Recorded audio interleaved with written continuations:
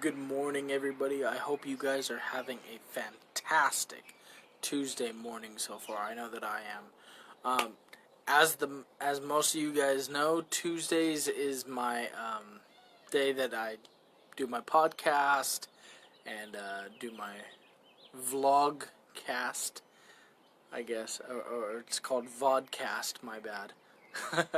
Someone just educated me the other day about how I was calling it a vlog, and apparently vlogging is where you're carrying a camera around no matter where you go or what you're doing. Even when you're eating, I guess if you're vlogging, you're normally just recording yourself doing legit everything that you're doing.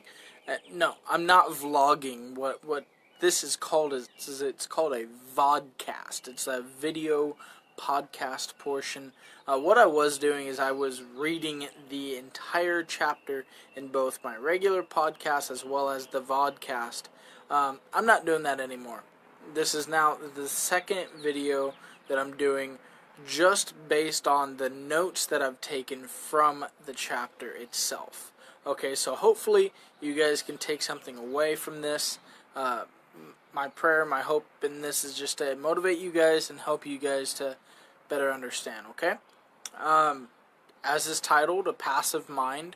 It's from Joyce Meyer's book titled Battlefield of the Mind, chapter 14.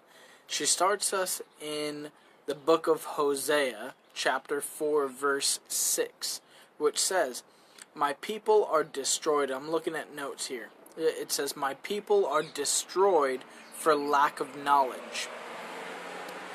She said that this statement is true concerning the area of passivity.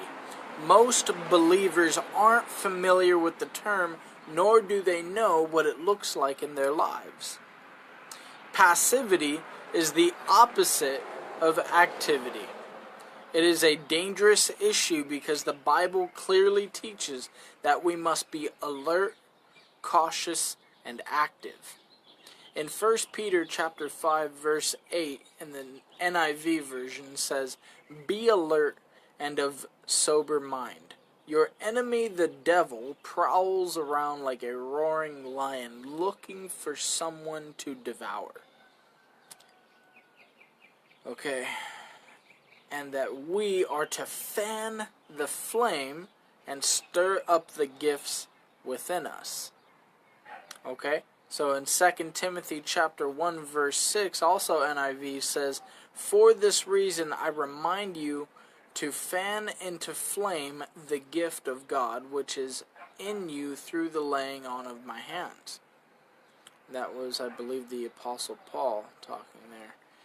And it says here that Joyce describes passivity as a lack of feeling, a lack of desire, general apathy, lukewarmness, and laziness.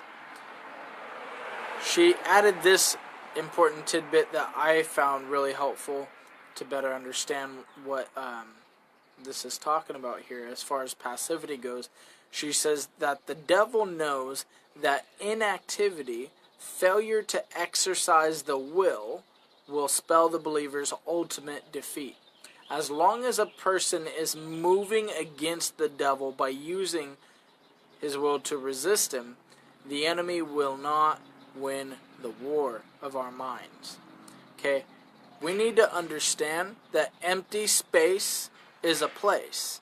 You guys have heard me talk about this. You've heard lots of other people talk about how men, we compartmentalize in our thought life, right? And we actually have this category in our brain called our nothing box. I don't know about you, but sometimes, a lot of the time, we spend time in that nothing box. And my wife will look at me and be like, "What you thinking about, babe?" And I'm, "Nothing. I'm not thinking about nothing." I'm in my nothing box.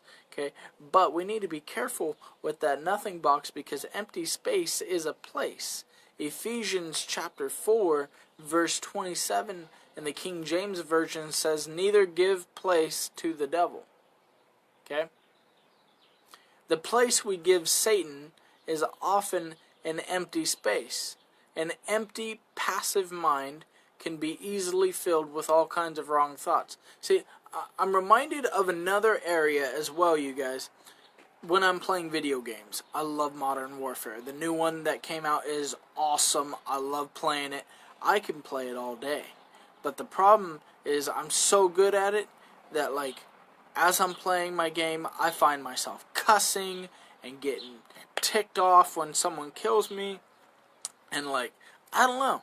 I turn into, like, this totally different person. And the problem is that I'm in an empty space in my brain. Okay, I'm in my nothing box where I'm legit living in this virtual reality where I'm some army soldier killing bad guys or whatever, you know, like that's not even real, and yet I'm so affected by what's going on in that moment.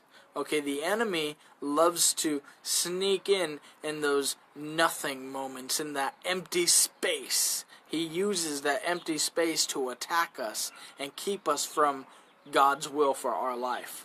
Okay, it says next that the right action follows the right thinking. Alright, in Romans 12, verse 2, it says, "Do not be conformed to this world, this age, fashioned after and adapted to its external, superficial customs, but be transformed, changed by the renewing, the entire renewal of your mind, by its new ideals and its new attitude." You will not change your behavior until you change your thoughts.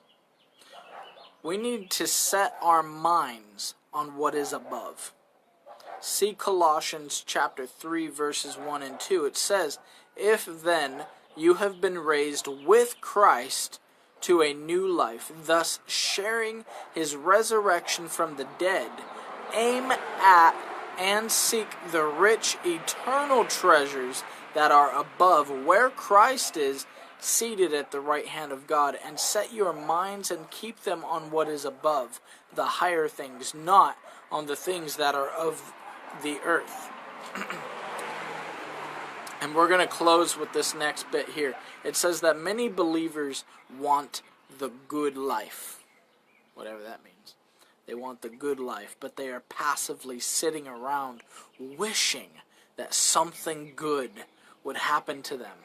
Often they're jealous of others who are living in victory and are resentful that their own lives are so difficult. If you desire, this is the last bit here, if you desire victory over your problems, if you truly want that resurrection life, you must have backbone, not wishbone. You must be active and not passive. Right action begins with right thinking. Don't be passive in your mind. Start today thinking right thoughts. That's the last bit of the notes that I got. I just kind of wanted to emphasize a little more on what I got out of this chapter ultimately, on how I'm going to be applying this to my life, and maybe it'll help you guys to think about your lives as well. I know that as far as passivity, you guys see me talk a lot about physical activity and working out, going for my bike rides, doing whatever it is that I do to be physically fit and physically active all the time, and it can be a lot. You know, my wife tells me all the time, "You're going for another bike ride? You're taking the dog for another hike? Or you're taking our son for another stroller walk? Like, what is going on?" And the thing is that, you know, when we sit stagnant, that is when the enemy wants to attack us, because we're easy pickings. I don't want to be easy pickings. I want to be the freaking fastest cheetah in the desert that is running so fast that no lion, no devil can even imagine being able to keep pace with my speed. I don't know if you guys know what I'm saying here, but like we need to start developing an attitude where it's like, we're not going to be easy pickings. We are not going to let the devil gain advantage. We are not going to be defeated. We need to fight back. We need to start to stand up and take captive our thoughts and say, no more devil, no more Satan. You do not have authority in my life. You cannot steal my thoughts. You are not going to stop me from whatever plan and purpose God has set me on this planet to do. Okay, that's why I do these videos. That's why I motivate people every single day that I can. Every day I've got breath in my lungs, I'm going to do something about it. Because ultimately, guys, I'm not going to let the devil keep me down. And I sure as heck don't want you to let the devil keep you down either. I'm here to help you guys, love you guys, pray for you, motivate you, and give you that swift kick in the butt when you need it. Okay? That's just who I am to my core. It's because I care about you guys, I love you guys, and I want to help as best I can. So, that's legit. All I really had to say is just I love you guys, and if there's anything I can do for you, please let me know. I'm not just some weird dude on Facebook that's saying, I love you guys, like, I don't really care, I'll never talk to you. No, I genuinely care.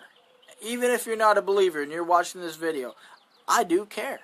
I really do. I don't know you.